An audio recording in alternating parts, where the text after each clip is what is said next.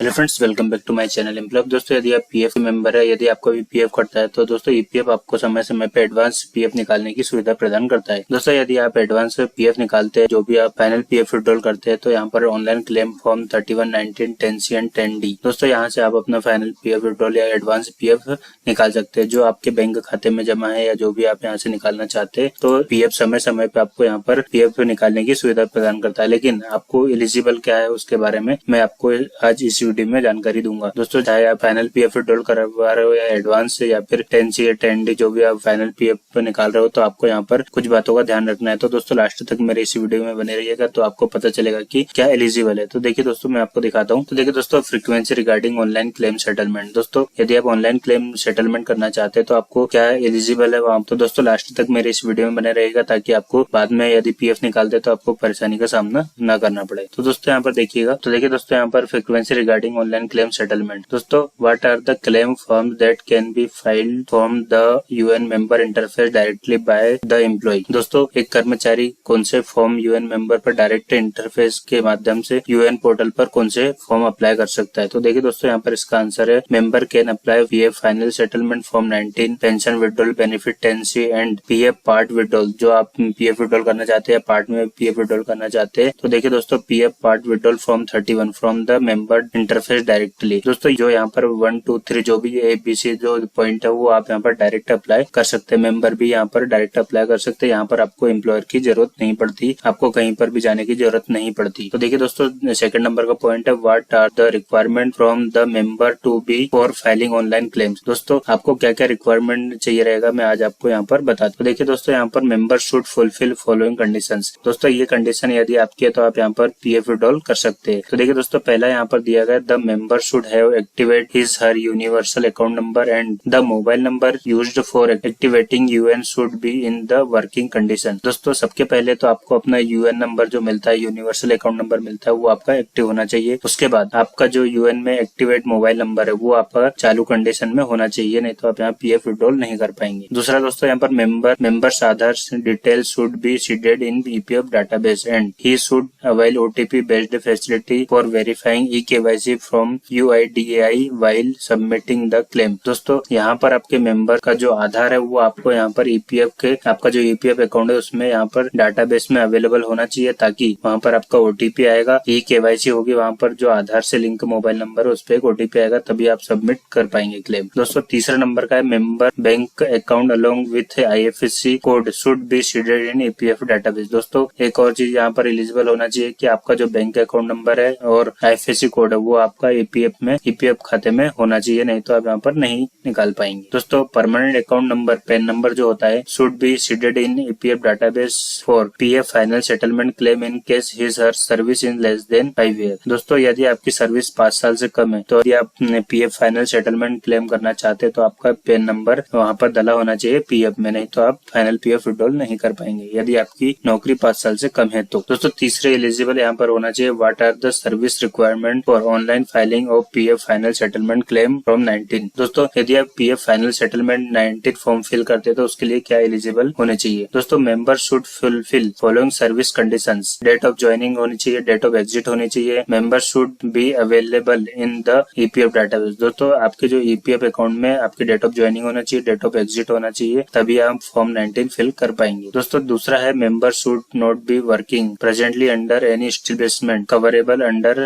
PF act. दोस्तों, यदि आप वहाँ पर किसी भी एस्टेब्लिशमेंट जॉब में नहीं करते तो वहाँ पर आपका तो इसके लिए आप वहाँ पर प्रेजेंट के लिए एलिजिबल नहीं होंगे। दोस्तों, the claim should be submitted not before 2 month after living establishment. दोस्तों, यदि आप क्लेम करते हैं तो जैसे आपने लिविंग डेट डाल दी आपने, तो लिविंग डेट डालने के 2 महीने बाद ही आपको पीएफ विड्रॉल के लिए यहाँ फॉर्म 19 फिल करना है, उसके पहले नहीं कर सकते। तो देखिए दोस्तों, यहाँ पर 4th नंबर का यदि आपके लिए है कि नहीं एलिजिबल, यहाँ पर देख लेंगे what are the additional service requirement for online filing of pension withdrawal benefit claim form 10C। दोस्तों, यदि आप 10C फाइनल पीएफ विड्रॉल के लिए पेंशन विड्रॉल बेनिफिट के लिए आप 10C फॉर्म फिल करते हैं तो यहाँ पर क्या एलिजिबल होना चाहिए। Members total service should be more than 6 month and less than 9.5 years in addition to the conditions mentioned under 3 above for filing pension withdrawal benefit claim. दोस्तों, यहाँ पर कम से 6 मंथ होना चाहिए और कम से कम 9.5 ईयर लेस देन होनी चाहिए। इस कंडीशन में आप यहाँ पर फॉर्म 10C एजेंसी अप्लाई कर सकते हैं। दोस्तों what are the service requirement for online filing of PF part withdrawal claim form 31। दोस्तों पॉपुलरली नो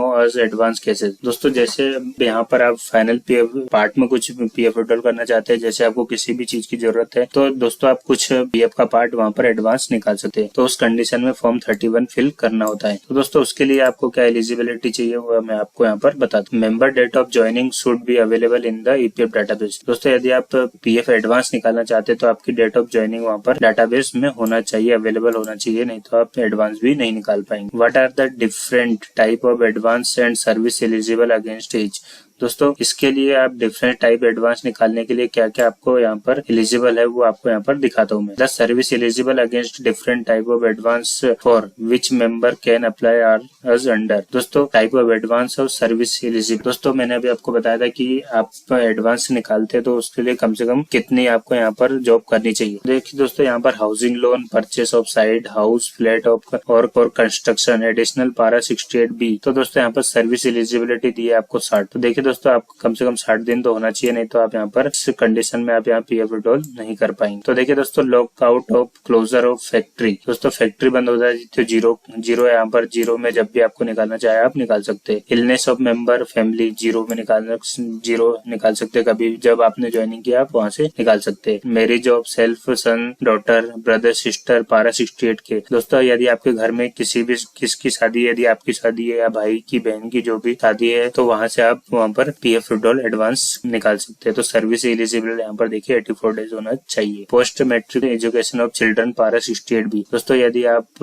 एजुकेशन के लिए निकालना चाहते हैं तो यहाँ पर सर्विस आपकी 84 डेज होनी चाहिए। नेचुरल क्लेमिनिटी के लिए आपको 0 होना चाहिए, कभी भी निकाल सकते हैं आप। Cut in electricity in establishment, ये कभी भी निकाल सकते हैं आप। Purchasing equipment by physically handicapped. दोस्तों फिजिकली हैंडीकैप्ड हो जाते तो आप कभी भी निकाल सकते हैं। अब देखिए दोस्तों यहाँ पर 1 ईयर बिफोर रिटायरमेंट पारा 68 NN। देखते एज एबोव 54 ईयर, जब आपकी 54 से ज्यादा ये हो जाएगी तब आप यहाँ पर रिटायरमेंट 1 ईयर के बाद आप यहाँ निकाल सकते हैं। इन्वेस्टमेंट इन वरिष्ठ पेंशन बीमा योजना। दोस्तों वरिष्ठ बीमा योजना यदि आपकी एज एबोव 55 ईयर से ज्यादा है तो यहाँ पर आप पेंशन बीमा योजना में भाग ले सकते हैं, इन्वेस्ट कर सकते हैं। और देखिए दोस्तों 7वां नंबर का point, is member required to give any document for preparing PF part withdrawal claim 31। दोस्तों यदि आप पार्ट विड्रॉल फॉर्म क्लेम करना चाहते हैं फॉर्म 31 तो थोड़ा सा आप पीएफ विड्रॉल निकालना चाहते हैं जितना आपको जरूरत हो तो आपको यहाँ पर क्या डॉक्यूमेंट चाहिए रहेंगे मैं आपको बताता हूँ। दोस्तों document, member is not required to give any supporting document while preferring online PF part withdrawal case. दोस्तों आपको कोई भी सपोर्टिंग डॉक्यूमेंट नहीं चाहिए रहेगा। Members act preferring the advance claim online will be taken as his self declaration for having applied for the same. दोस्तों सिर्फ आपकी केवाईसी होना चाहिए, वहाँ पर आपका डिक्लेरेशन फॉर्म लास्ट में जो यूएन नंबर को आधार से वेरीफाई करते हैं वो आपका यहाँ पर सेल्फ डिक्लेरेशन फॉर्म होता है बस। तो can member divide the payment to same other bank account of his other than one register with EPFO for processing online claims. दोस्तों क्या मेंबर डिवाइडेड द पेमेंट अलग अलग बैंक अकाउंट में ले सकता है? तो दोस्तों यहाँ पर आप जो बैंक अकाउंट आपका ईपीएफ में रजिस्टर्ड है उसी में आप पेमेंट ले सकते हैं। तो यहाँ पर देखिए no member can get the payment only into the bank account register. तो मैंने देखिए दोस्तों बताया था कि आपकी जो रजिस्टर है बैंक अकाउंट जो रजिस्टर है पहले से आप उसी में पेमेंट ले सकते हैं, नहीं तो आप उसमें नहीं ले सकते। देखिए दोस्तों आप यदि चेंज करवाना चाहते हैं तो आप पहले अपना केवाईसी करवा लीजिए बैंक में, उसके बाद ही आप जिस भी अकाउंट में लेना चाहते हैं आप वहाँ से ले सकते हैं। दोस्तों can member apply online for advance where sanctioned amount has to be credit to agency bank account directly. दोस्तों किसी भी एजेंसी के बैंक अकाउंट में डायरेक्ट ले सकते हैं तो नहीं ले सकते। जो आपका अकाउंट है, जो इस नाम से आपका अकाउंट है उसी आप अकाउंट में ले सकते हैं, आप किसी और के अकाउंट में पैसा नहीं में विड्रॉल कर सकते हैं। Is member required to submit the claim PDF generated on portal to employer EPF office. दोस्तों जो क्लेम करते टाइम आप सबमिट करते हो तो पीडीएफ जनरेट होती है, तो क्या आपको एम्प्लॉयर के पास जमा करनी होती है? तो दोस्तों नहीं करनी होती है, उसको आप कहीं पर भी सबमिट करनी नहीं होती है। आपने फाइनल पीएफ विड्रॉल सबमिट कर दिया, क्लेम सबमिट कर दिया तो आपका फाइनल वहाँ पर आपका पैसा आपके अकाउंट में आ जाएगा, आपको कहीं पर भी कुछ भी जमा करने की जरूरत नहीं होती है। ऑनलाइन कंडीशन यदि आप ऑनलाइन क्लेम करते हैं तब how is the member required to authenticate online claim submission. दोस्तों members applying online are required to authenticate their claim submission using OTP. दोस्तों जो आपका आधार से केवाईसी होता है वो आपका वहाँ पर ओटीपी फिल करके आप वहाँ पर ऑथेंटिकेशन ऑनलाइन क्लेम सबमिशन कर सकते हैं। What is the process for online claim submission submission. दोस्तों अब क्या प्रोसेस है ऑनलाइन क्लेम निकालने के लिए, तो यहाँ पर देखिए फर्स्ट स्टेप दिए, steps is brief would be a followers. दोस्तों सबके पहले आपको log in to the member interface using UAN. तो दोस्तों वहां पर मैं आपको यहाँ से बता दूं कि मैंने इसका ऑलरेडी मेरे यूट्यूब चैनल पे इसका वीडियो बनाया कि आप पीएफ विड्रॉल कैसे कर सकते हैं, फिर भी मैं आपको यहाँ पर प्रोसेस बता देता हूँ। लॉग इन टू मेंबर, आपको मेंबर होम का जो इंटरफेस है वहां से आपको लॉग इन करना है। Satisfy one self the KYC and service eligible condition are mentioned against his UAN are correct and complete. तो दोस्तों आपको यहाँ पर जो एलिजिबल सर्विस सब कंडीशन वो सारी यहाँ पर करेक्ट होनी चाहिए, कंप्लीट होना चाहिए। सिलेक्ट द रिलेवेंट क्लेम, जो भी आप सिलेक्ट करना है, आपको पीएफ फाइनल पीएफ विड्रॉल करना है या एडवांस निकालना है, जो भी आप वहाँ से सिलेक्ट कर लेंगे, ऑथेंटिकेशन कर लेंगे, ओटीपी आएगा आपके आधार का, वो आपको सबमिट करना है ऑनलाइन क्लेम सबमिशन के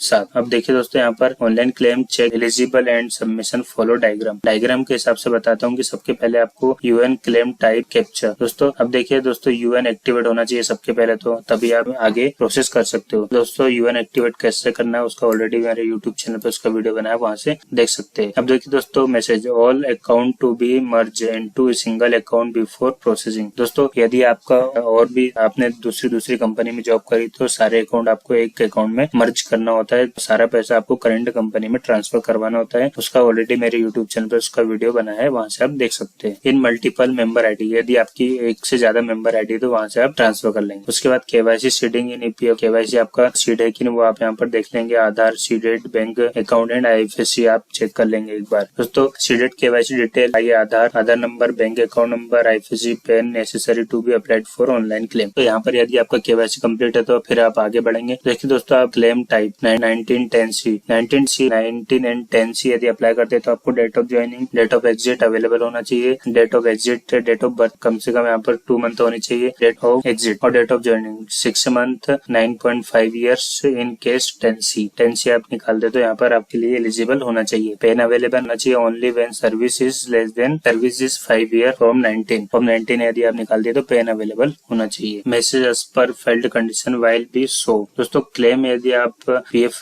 पार्ट में कुछ विड्रॉल करना चाहते हैं, एडवांस निकालना चाहते हैं तो क्लेम 31 आप यहाँ पर अप्लाई करते हैं। दोस्तों date of exit not available भी होंगी तो आपको यहाँ पर निकाल सकते हैं। Date of joining to be as per respect to claim paras service eligibility. दोस्तों आपको डेट ऑफ ज्वाइनिंग की जरूरत पड़ेगी यहाँ पर। अब उसके बाद देख लीजिए दोस्तों एलिजिबल है आप तो यहाँ पर ओटीपी बेस्ड ये केवाईसी फॉर्म में UIDAI। दोस्तों आधार का जो एक ओटीपी आता है वो आपको यहाँ पर फिल करके आप ऑनलाइन क्लेम सबमिशन कर सकते हैं। दोस्तों observation, date of joining, date of exit, date of birth और करेंट डेट। दोस्तों ये यहाँ पर जो शॉर्ट फॉर्म दिया था उसका यहाँ पर ऑब्जर्वेशन फुल फॉर्म दिया है। तो दोस्तों ये सारी कंडीशन आपको एलिजिबल होने चाहिए तब आप यहाँ पर ऑनलाइन क्लेम सबमिट कर सकते हैं। तो दोस्तों मेरी इन्फॉर्मेशन यदि आपको सही लगी तो फैमिली दोस्तों के साथ शेयर जरूर करें। और दोस्तों इसमें आपको कुछ भी समझ में नहीं आया तो आप मुझे कमेंट करके जरूर बताइए, मैं आपको मैसेज के माध्यम से जो भी मुझे पता होगा मैं आपको बताऊंगा। तो दोस्तों आपको मेरा ये वीडियो पसंद आया तो फैमिली दोस्तों के साथ शेयर जरूर करें। और दोस्तों यदि आप मेरे चैनल पर नए हैं तो सब्सक्राइब जरूर करें और बेल आइकन जरूर दबाएं ताकि इसी तरह से आपको यहाँ पर पीएफ से रिलेटेड सारी जानकारी अपडेट्स जो भी अपडेट्स है वो आपको यहाँ पर मिलते रहे। दोस्तों बहुत बहुत धन्यवाद।